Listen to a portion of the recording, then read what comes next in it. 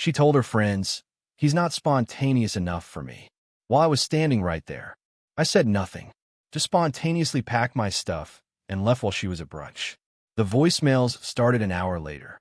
I, 31 male, am currently sitting in a sterile, beige-colored room at an extended-stay hotel, drinking a lukewarm coffee from a paper cup, and I've never felt more spontaneous.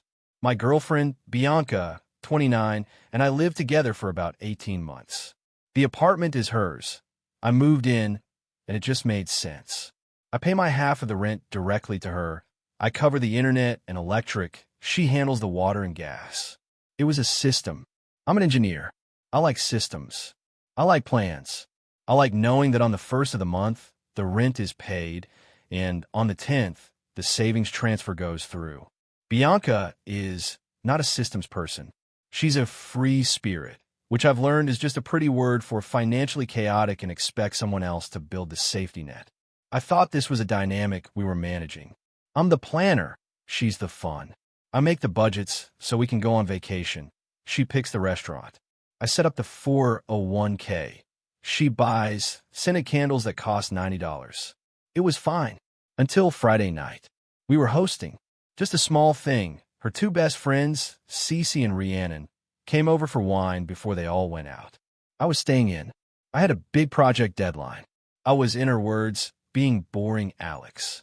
I was in the kitchen, which is a small galley style, and I ducked into the pantry alcove to find the good cocktail napkins, the ones that don't feel like sandpaper. The three of them were in the living room, maybe 10 feet away. They were already a bottle of rose deep. Cece, "So, is Alex ever going to come out with us? I feel like I haven't seen him in a month."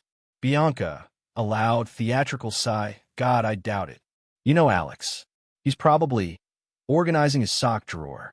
I tried to get him to come to that new speakeasy, and he said, but B, it's not in the budget this week." "Who says that?" "Rhiannon. He's just so safe. Doesn't he ever just want to live? He's sweet, but he's like a walking spreadsheet." And then Bianca. "Oh, Bianca." She dropped the line that's now echoing in my head. "Bianca, I know. He's not spontaneous enough for me. It's boring. I'm bored. I want a guy who'll just wake up and say, 'Let's fly to some beach town today.'" Alex would ask for a 3-week lead time to check for deals. I'm just ugh. I need excitement. Cece. "Well, he pays his half of the rent on time." Bianca, "Yeah, like a roommate. Anyway, let's go.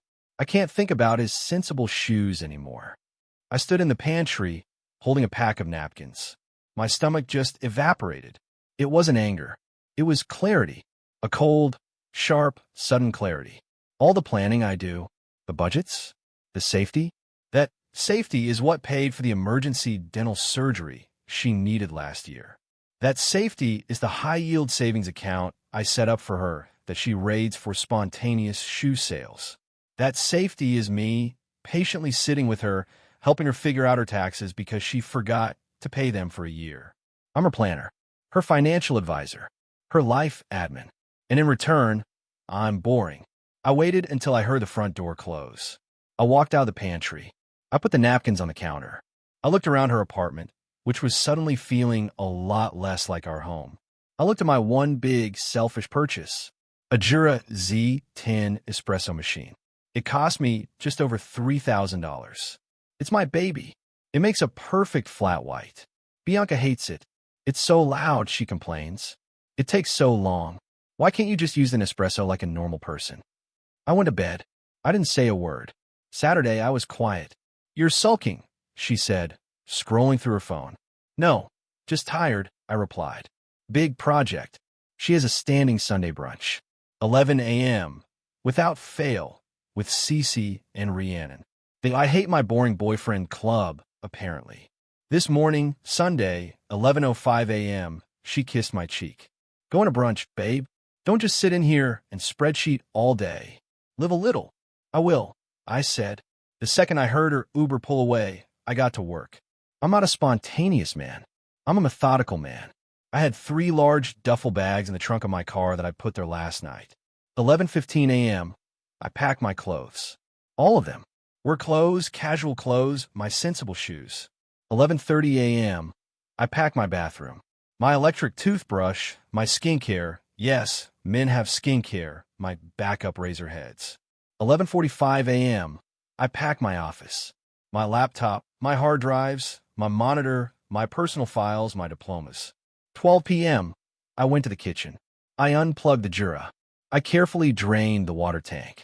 I wrapped it in a towel and packed it, along with its box, which I kept, obviously, into the back seat of my car like it was a newborn baby. 12:15 p.m. I grabbed the painting my sister made for me that was hanging in the hall. 12:20 p.m. I did a final sweep. I left everything that was hers. I left the sofa we technically split, but I didn't feel like spontaneously renting a U-Haul. She can have it. I left the TV. I left her $90 candles. I left the pile of unpaid bills on her desk that I was supposed to organize for her tonight. 12:30 p.m. I walked out. I didn't leave a note. Notes are for planners. I drove to an extended stay hotel, one I knew was clean and had decent internet. I paid for 2 weeks up front. Spontaneous. I sat on my laptop. I sat on the lumpy bed. I felt light and a little sick, but mostly light. My phone, which had been silent, buzzed at 2:18 p.m. A voicemail. It buzzed again at 2:19 p.m. Voicemail. Then the text started. A machine gun burst of green bubbles. Where are you? Alex? This isn't funny. Where's all your stuff? Why did you take the coffee machine? The voicemails started an hour ago. I'm about to listen to the first one. She sounds confused. This is just the beginning. Update 1. 2 days later. The voicemails were a journey. It was like listening to the 5 stages of grief, if the grief was about losing a freeloading life manager. Voicemail 1. 2:18 p.m. Alex? Where are you? My key works, but all your stuff is gone? Did you get robbed? Oh my God. But why would they just take your clothes and the coffee machine? That's so weird. Call me, this is serious. Voicemail 2, 2:25 p.m. Okay, I see your closet is literally empty. This isn't funny. Where are you? Did you just leave? After I went to brunch? What the hell, Alex? You spontaneously decided to pack your bags? That's not you. Voicemail 3, 2:40 p.m. This is insane. You're a child. A passive-aggressive child. You overheard us on Friday, didn't you? You've been sulking all weekend, and this is how you get back at me? By stealing the espresso machine? Note, still my machine. But whatever. Voicemail 4, 3:15 p.m. You can't just leave. What about the bills? What about our trip to the coast? You're just abandoning me? After everything I've done for you? You are a coward. Call me. I let her spiral for about 8 hours. I needed the quiet. I needed to let the cold, hard clarity settle in. I turned my phone on Do Not Disturb and watched a documentary about industrial design. It was, in a word, safe. It was glorious. Around 10 p.m., my phone rang. This time, I picked up. Hello. Finally. What the hell is wrong with you? Bianca. And she was not confused anymore. She was pure, distilled rage. What do you mean? I asked, keeping my voice level. You know what I mean? You just left. You packed your bags and my coffee machine, and you left. First, I said, it's my coffee machine. I have the $3,200 receipt. Second, yes, I left. I was feeling spontaneous. You said I was boring. You said I was safe. I figured I'd try living. This is me, living, Bianca. Silence. Just for a second. Then the pivot. The beautiful, predictable, entitled pivot. You can't, she sputtered. You can't just go. My car. It's making that grinding noise again. The check engine light is on. You're supposed to, you handle that. Oh yes. Her car.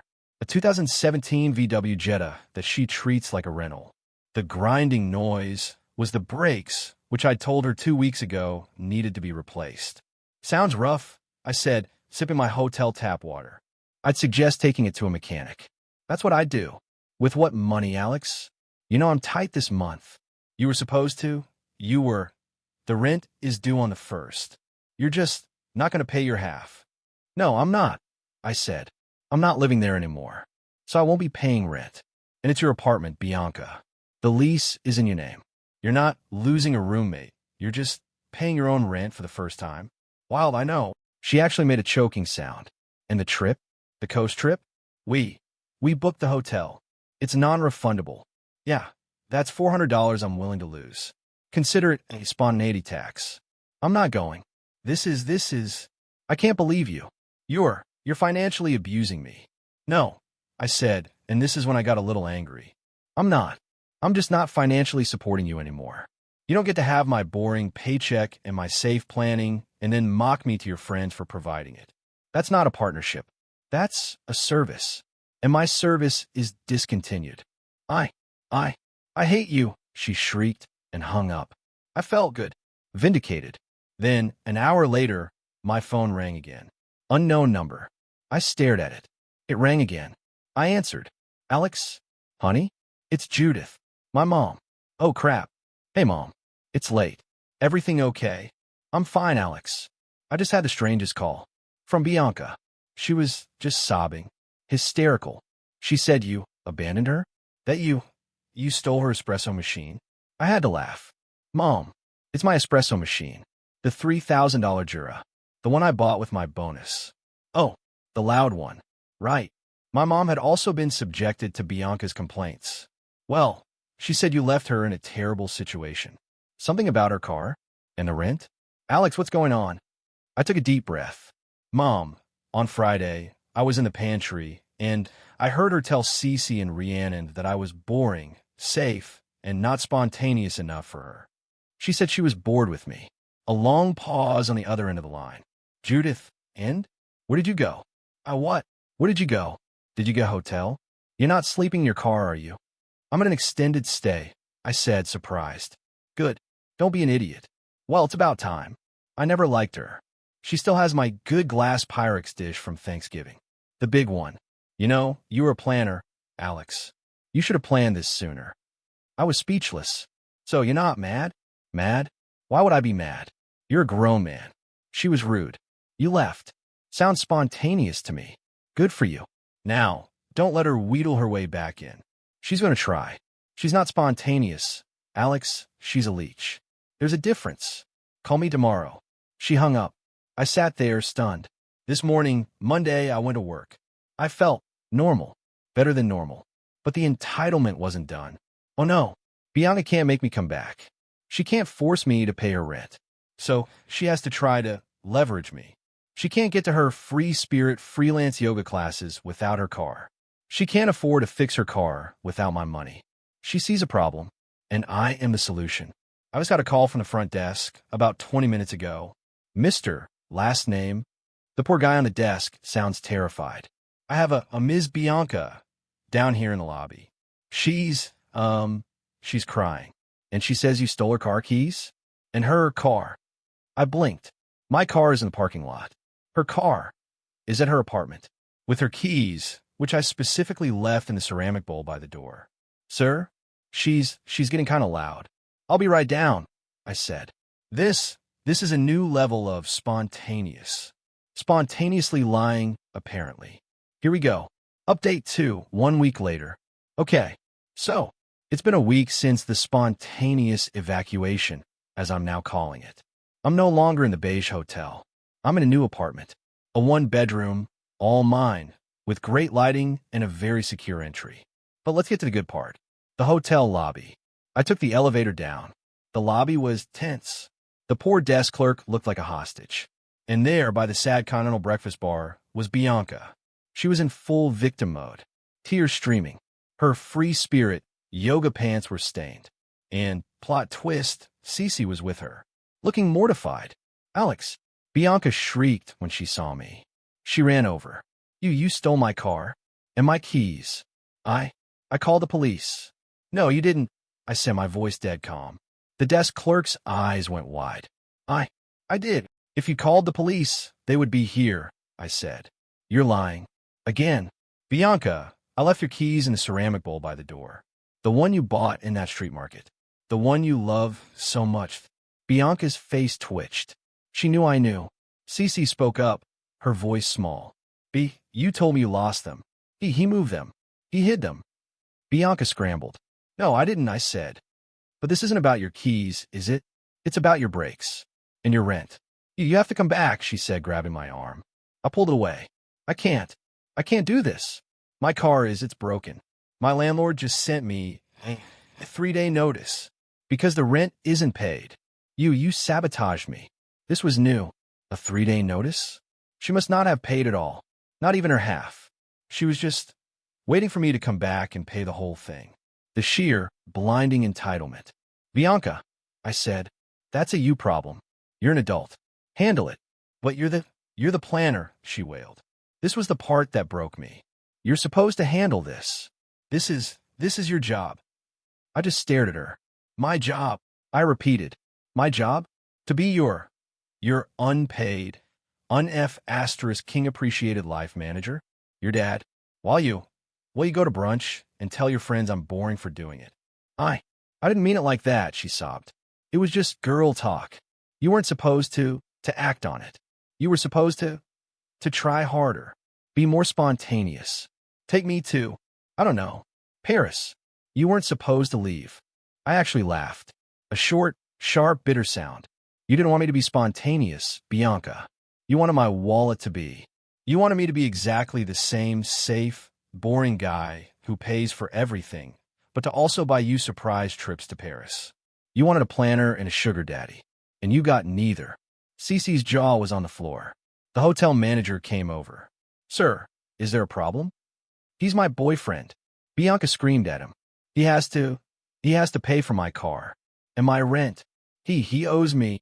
Ma'am, you need to lower your voice. No, he's a thief.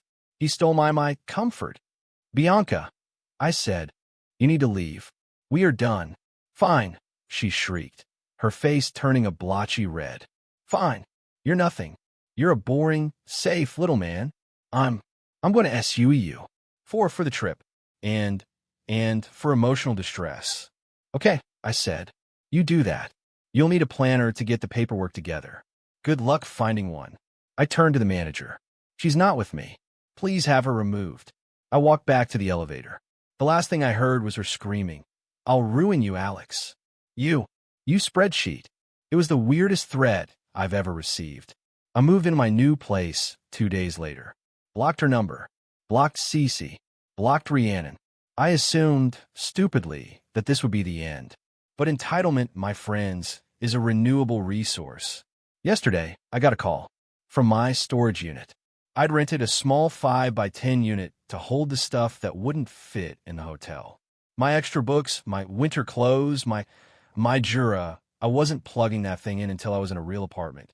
It was the manager, a woman named Tammy. Mr. Last name? She said, her voice heavy. Yes. We had an incident here. A woman came by, a Ms. Bianca, trying to get into your unit. My blood ran cold. What? How? I have the only key. Oh no. She didn't have a key. She told the front desk that you were dead. I'm sorry, what? Yeah. She said you'd passed suddenly. In a spontaneous hiking accident. The irony. She was crying, hysterically. Said she was your grieving fiancé and needed to get her belongings, her grandmother's espresso machine, the artifact. She even had an obituary, sir. It looked like a screenshot she'd printed from, I don't know, a Word document. It had your picture. I was speechless. She faked my death to steal my coffee machine. So what happened? I finally managed. Well, she was very convincing, Tammy said. But it's policy. We need a death certificate, not a printout. And when we told her that, she kind of snapped, started demanding we open it, screaming about her inheritance. It was a lot. We had to call the police. My stomach dropped. The police? What happened?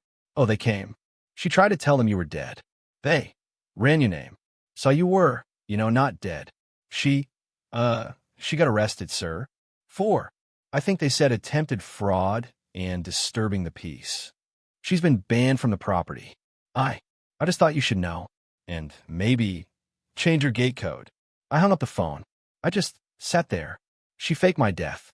All for that. Because she couldn't stand that I had something of value that she couldn't control. Because she lost. The fallout was quiet. I got one last text from an unknown number. It was Cece. Cece. Hey, Alex. Look, I'm I'm sorry. We're sorry. About the hotel. And everything. Bianca is a mess. Her landlord evicted her. She's staying on my couch, and it's a lot. We had to get her from the police station. She's not who we thought. I guess I just wanted to say, you were right. I stared at the text. I thought about the lies, the screaming, the faked obituary, the sheer, bottomless pit of her entitlement. I typed back one thing. Me, I know. Good luck. It's not my problem anymore. I blocked the number.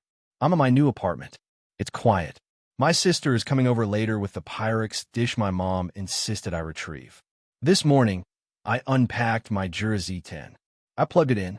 I filled the tank with filtered water, loaded it with good beans. I pressed the button. It whirred, it hissed, it ground. It was loud. It took 3 whole minutes.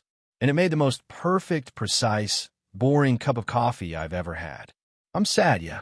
You don't just erase 18 months. But mostly, I'm just relieved. She wanted spontaneous. She got it. And now, she gets to spontaneously figure out her own life. I'm good with being safe. Safe means I'm secure. Safe means I'm not a spreadsheet for someone else's chaos. It just means I'm free.